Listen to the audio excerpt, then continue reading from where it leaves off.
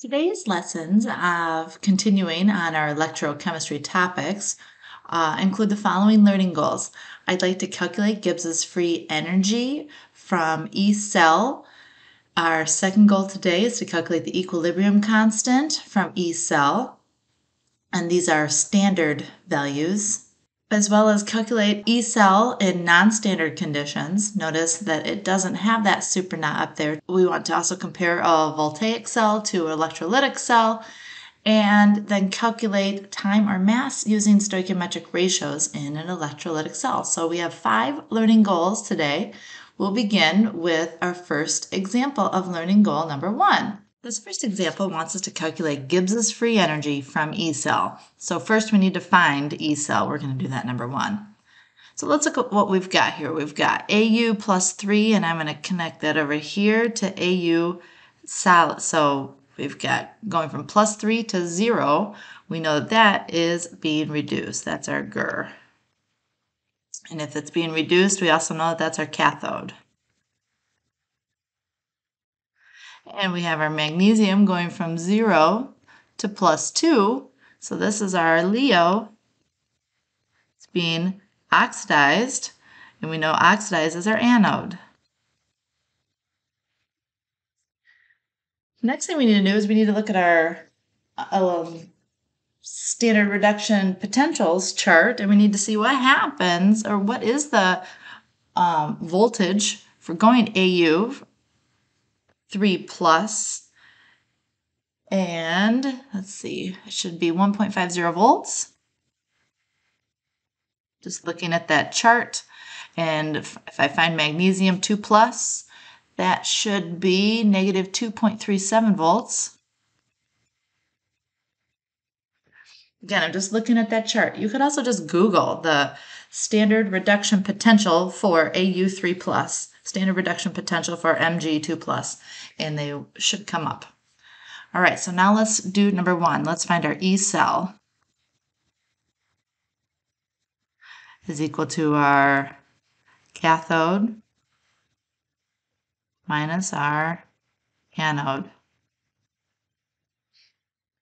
And our cathode is the 1.50 volts minus our anode was negative 2.37 volts. So when I plug this into my calculator, I should get 3.87 volts.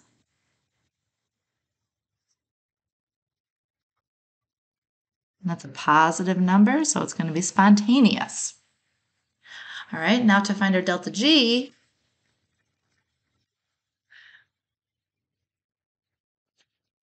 we remember that delta G is equal to negative NF E cell. So we need to look and see what N is. N is the number of moles of electrons. So if I look at up above, I have my AU 3 plus going to AU, and I have Mg going to Mg2 plus. So on the left side here, I need to add 3 electrons. And on the right side for magnesium, we need to add 2 electrons.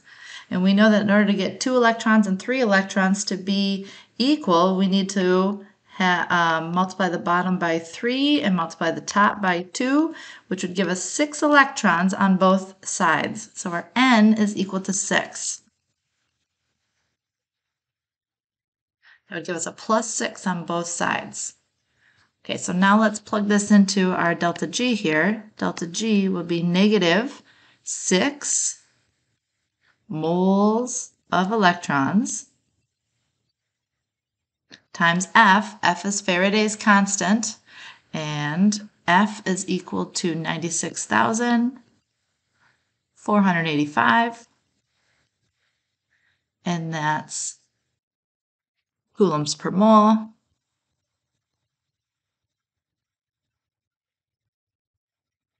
And then times that by E cell, and we just found E cell was 3.87.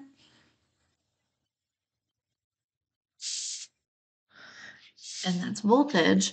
And voltage, remember, is joules per coulomb. So our coulombs will cancel, our moles are going to cancel, and we're just going to be left with joules. But I'm going to take this whole thing, since we want G in kilojoules, I'm just going to take that and divide it by 1,000 just to save us a little bit of work here. So we should get a delta G of negative 22,240.4. And that'll be in kilojoules. So the first thing we did, we wanted to calculate Gibbs's free energy from the E cell. We had to find the E cell.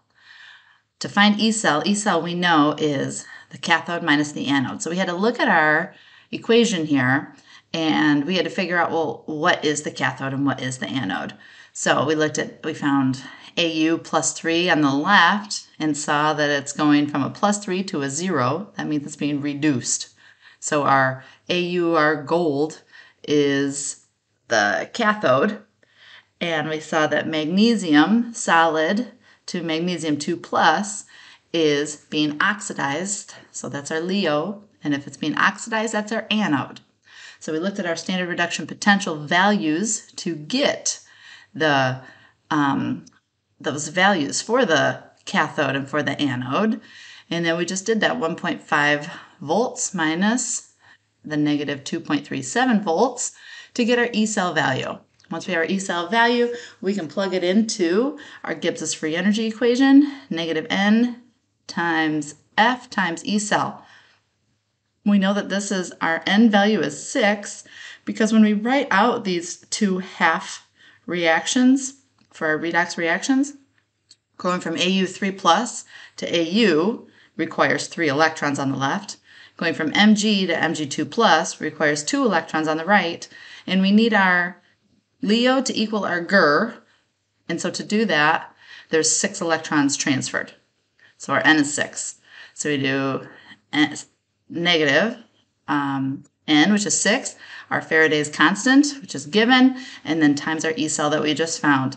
And that would give us our joules. I divided by 1,000 to get kilojoules.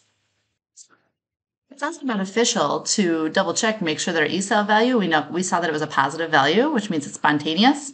So if it's spontaneous, we know that our G, our Gibbs's free energy, should also be negative. And I noticed that I forgot to add that negative value. That would be a negative 2,240.4. So if I plug this all into my calculator, I get a negative 2,240.4. I think I just said that and I forgot to write it. That's a negative value. Spontaneous is negative for Gibbs, positive for our E cell. Our second learning goal was to practice finding equilibrium constants from E cell. And again, I'm going to make that standard E cell standard conditions in relationship with the equilibrium constant. It's given by this equation. And I want to point out that this 0.0592 volts, and then we divide that by N, where N stands for the number of electrons being exchanged. And then we're going to times that by the log base 10 of K, the equilibrium constant. If we're working in non-standard conditions, we can also calculate E cell using the Nernst equation. And to do that, we would take E cell standard minus 0.0592 volts divided by N times the log of the reaction quotient, Q. Down here at the bottom, I want to just make a note that some chemistry books use a natural log, and notice that the constant we use, the 0.0592, and the one down here with the natural log is 0.0257. You get the same answer. It doesn't matter which one you use. So I just like to use the log base 10 versus the natural log, but you would get the same answer. Just notice that if your book tells you this way, it's okay. So let's look at an example here. We want to calculate KEQ for the following at 298 Kelvin. So notice at 298 Kelvin, we know that that's standard conditions. So standard conditions from the slide right before this. E cell is equal to 0.0592 divided by n times the natural log of k. So in order to solve for k, if this is our unknown, we need to find E cell first. So let's find our pairs here and find our E cell. So if I take Fe to Fe2 plus, we know that that is our Leo that's being oxidized. You know, oxidized is our anode. Hopefully that's starting to make sense and kick in here. Going from 0 to a +2 is being oxidized. Our cadmium going from a +2 to a 0 is being reduced. That's our Gur, and that's our cathode. So we need some values for these anodes and cathodes. I'm just going to look up on my standard reduction table. My Fe to Fe2 plus should be a negative 0.44 volts. And my cadmium 2 plus to going to 0 should be a negative 0.40 volts. All right, so let's calculate my E cell. Is my cathode minus my anode. So my cathode is my negative 0.40 volts minus my anode, negative 0.44 volts. And I should get a 0.04 volts. Okay, now to plug this into our standard condition to find our equilibrium constant, I'm going to plug in my E cell value here. So the 0.04 volts is equal to 0.0592 over N. Now we need to find out what N is. So I'm going to look up here, and on the left side, notice that I have +2. On my right side, notice that I have overall charge of +2. And if I were to write this out, Fe solid to Fe +2, we know that the right side needs 2 electrons added to it. And if I looked at my cadmium on the left was +2, and I went to cadmium solid. So my left side needs 2 electrons. So 2 electrons being transferred. So our N is 2. And then we've got our log of K. So now let's reduce this here, and let's do 0.0592 divided by 2. And when I plug that into my calculator, I get 0.0296. I'm going to divide both sides by 0.0296. So 0.04 divided by 0.0296.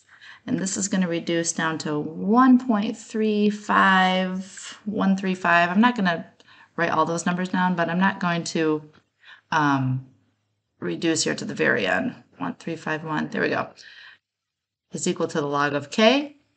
And we know to get rid of log of K, that on the left side I need to do 10 raised to the 1.351. And that will be equal to K.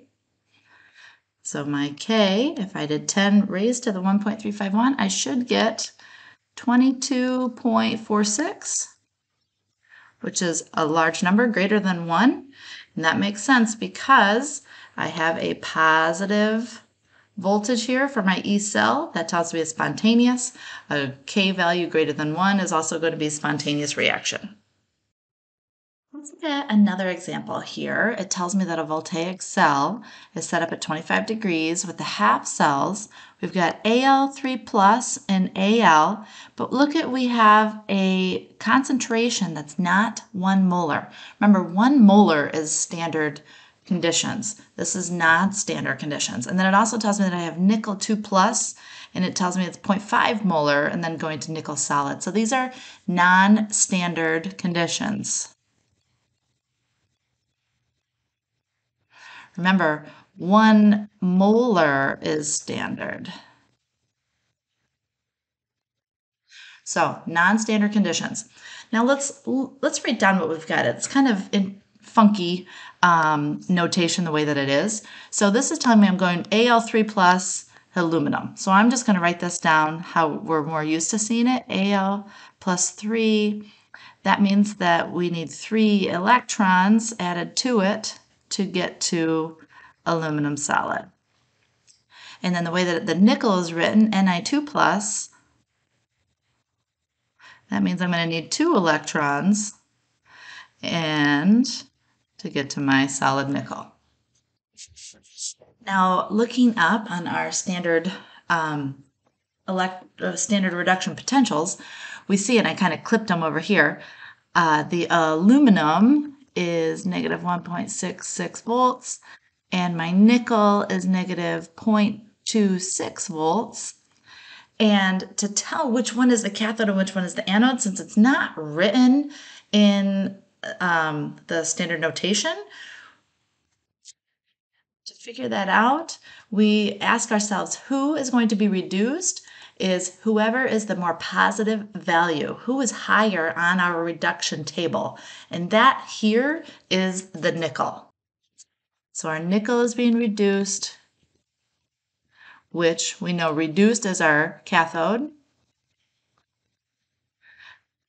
And this one will be our oxidized, which we know is our anode.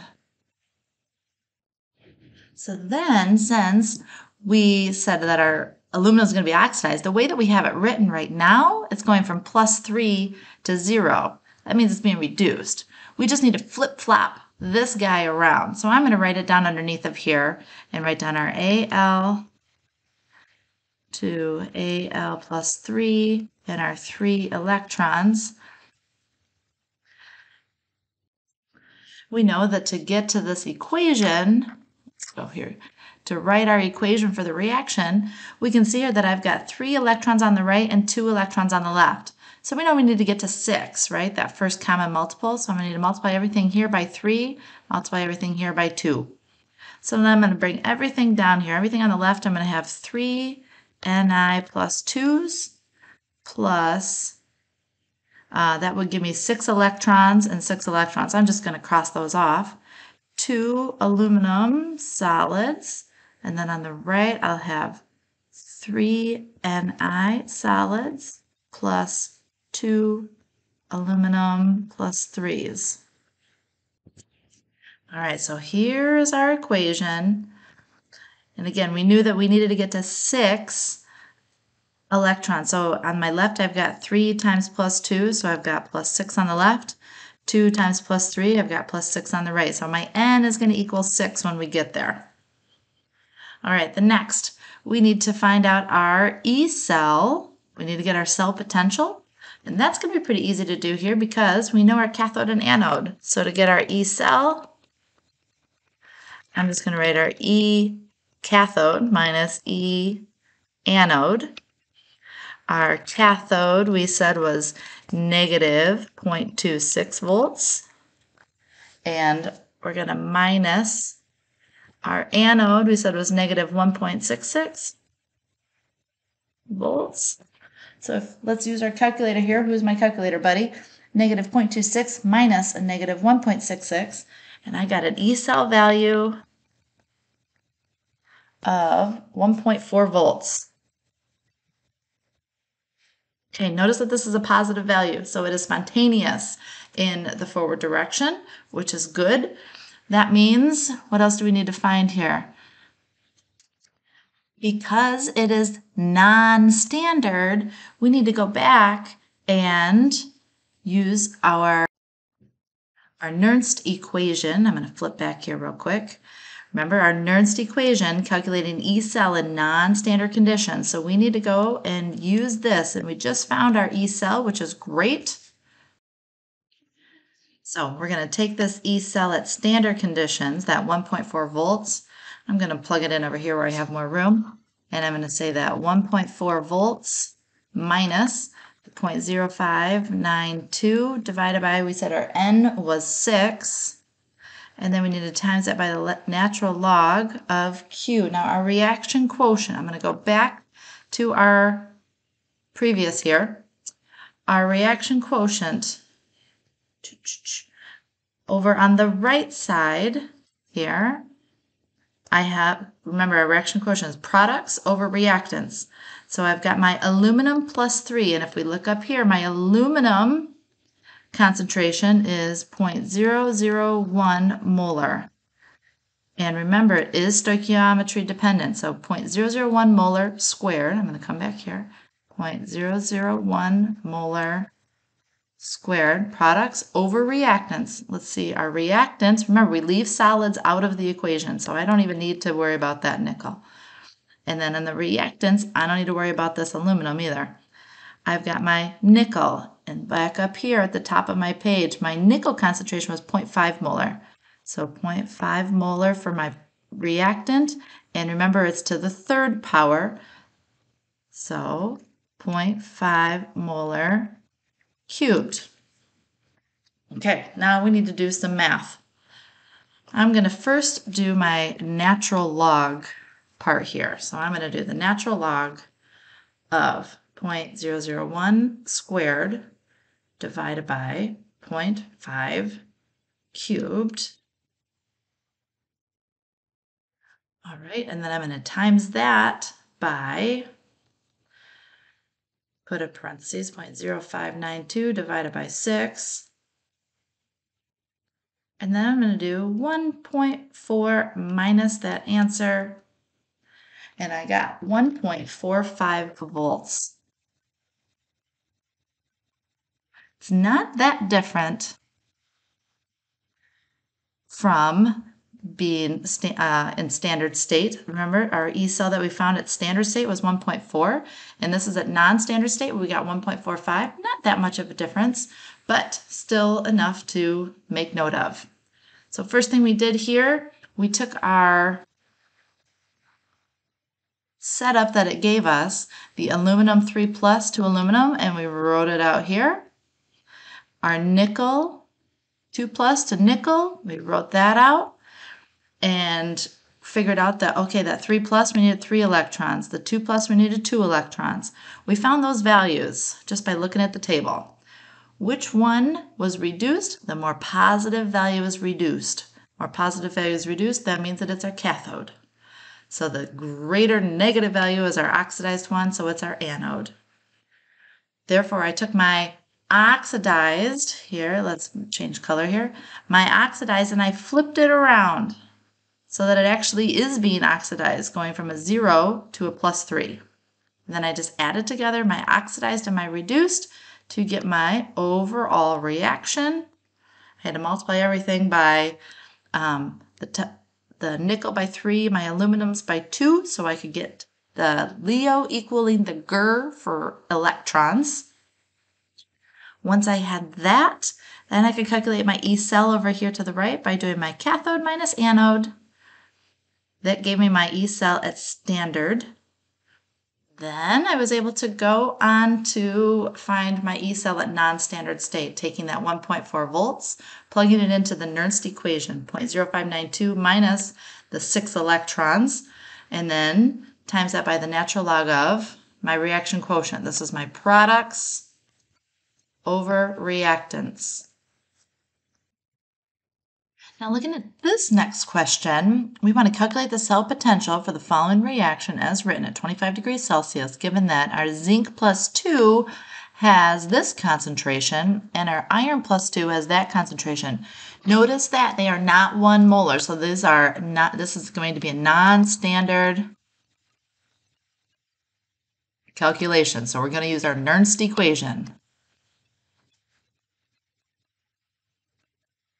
All right.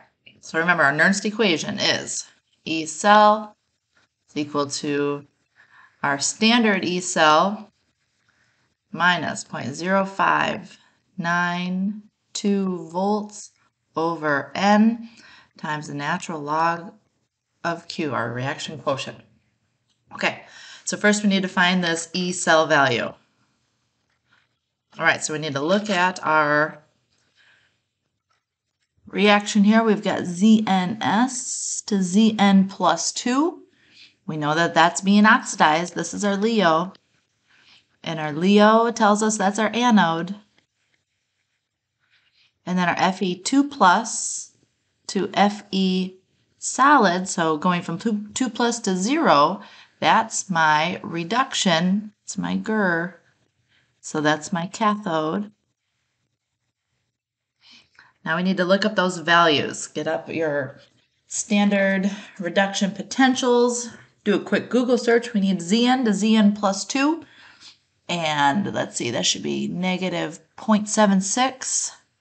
Is our Zn? Negative 0.76. And our iron, we're going from plus 2 is negative 0.44. Negative 0.44. All right, it's kind of sloppy up there, but we'll make it neater down here. E cell at standard is E cathode minus E anode. And our cathode, we said, was negative 0.44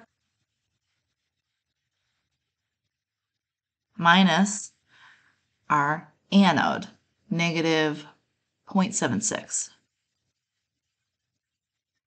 And that's volts. Okay, so negative 0.4 minus a negative 0.76. And if we plug it into our calculator, we should get 0.32 volts. All right, that's my E cell at standard. But we know that it is not standard. So let's plug it into here. We know that our 0.32 minus 0.0592 divided by N. Now let's look at what N is. You can see on the left side here, I've got plus 2. On the right side here, I have plus 2. If I wrote it out, each half reaction, it should be 2. 2 moles of electrons. Then we're going to times that by the log of our reaction quotient. Q, remember, is product over reactants. And I'm going to erase some of this mess up here so we can better see what we've got. Okay, remember, solids come out of reaction quotients. So my zinc plus 2 is my product. And what did it tell us up here? My zinc plus 2 was 0.848 molar. So I'm going to put that on top here, 0.848 molar. And remember, this reactant solid falls out of the equation. My Fe plus 2, it told me right up above, was 0.0140. And there are no coefficients in front of these, so we don't need to raise them to any power. There we go. We just need to simplify this whole right side. If you plug it all into our calculator, take a minute. Why don't you pause the video here? Make sure that you get the same answer that I do, because I got 0.267 volts. Again, not too far off from standard was 0.32. So this is a little bit lower than that, but still positive, still spontaneous in the forward direction. This is an interesting question I pulled from the homework. I wanted to share a couple of things. We're generating a voltage by using the same metal in its aqueous solution, but we're varying the concentrations. So here we have a voltage generated by the zinc concentration cell described by, it tells us my zinc solid, ZnS, pointing to Zn plus 2, and that ion has a concentration of 0.1 molar. And I just got that all from right here. This is my anode on the left, my cathode's on the right. Notice in the second part, I have Zn plus 2, and that's, oh, these are aqueous, don't forget. And it's forming my Zn solid metal. So we want to know this concentration and we are at non-standard conditions, right? Because this is not 1 molar. It does tell us that our E cell, again at non-standard, is 11 millivolts. And just because everything else is in volts instead of millivolts, I'm going to write that as 0.011 volts. So we are wanting to calculate the concentration of zinc plus 2 at the cathode. And remember, this whole right side is my cathode.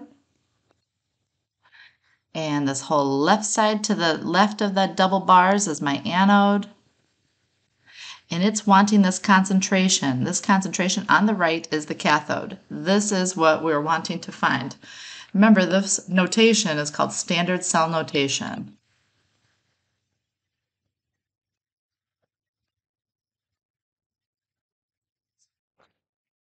All right, so I'm going to just combine this to my anode and my cathode. I'm going to combine them both together.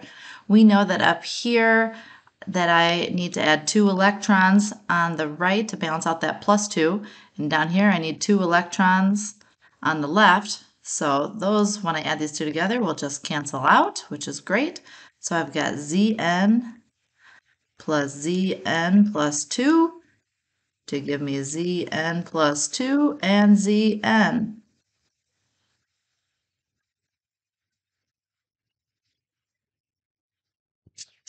I also know that since this is non-standard, since it's not 1 molar, that I'm going to use the equation of E cell at non-standard is equal to E cell at standard minus 0.0592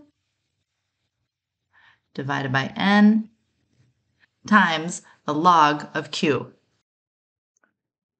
What's interesting here is what is the value going to be for the standard cell if we're subtracting the same number. So zinc has the same value, this ZnS to plus 2 and Zn plus 2 to S. It's the same value. So there's no difference in potential between two metals that are exactly the same concentration. So this ends up being 0, which is nice. So again, this cathode, whichever one the cathode, whichever one the anode is, it would be the same number subtracting itself, right? Zn2 plus and Zn2 plus. So that makes my E cell at standard conditions 0. That leaves us down to my E cell at non-standard is equal to negative 0.0592 divided by my N, which we just went through and saw that it was 2 electrons, so divided by 2 moles, 2 electron moles, and then times that by the log of my reaction quotient. Now, products over reactants. If I go and look at, remember up here we said my product concentration was 0.1 molar. And my reactant concentration, we did not know, right? So that's a question mark. That's my X. And we were given our E cell value here at non-standard. It was 0.011 volts. So I'm going to erase this here and just write in my 0.011 volts. All right, now we just need to do some simplifying to solve for this question mark. And I'm going to go to the next page here. All right, let's work through some algebra here. I'm going to simplify this, my 0.0592 divided by 2. If I do that, I'm going to include that negative 0.0296. Divide that from both sides. So 0.011 divided by negative 0.0296. I got negative 0.3716. And that'll be equal to the log of 0.1 over x. Now to get rid of that log, that's a base 10. That means to get rid of log, I need to do 10 raised to the negative 0.3716. So my calculator should give me, but you should double check, 0.425. is equal to 0.1 over x. All right, so if we go through and multiply that, that's over 1, I would have 0.425x is equal to 0.1. Divide both sides by 0.425 to get x by itself. And I should have x is equal to, so 0.1 divided by 0.425, 0.235 molar. So this should be the concentration of that zinc solution. I'm going to go back here for the cathode. That question mark for the zinc solution concentration should be 0.235 molar. Great work. We have one more short video to finish up this whole unit.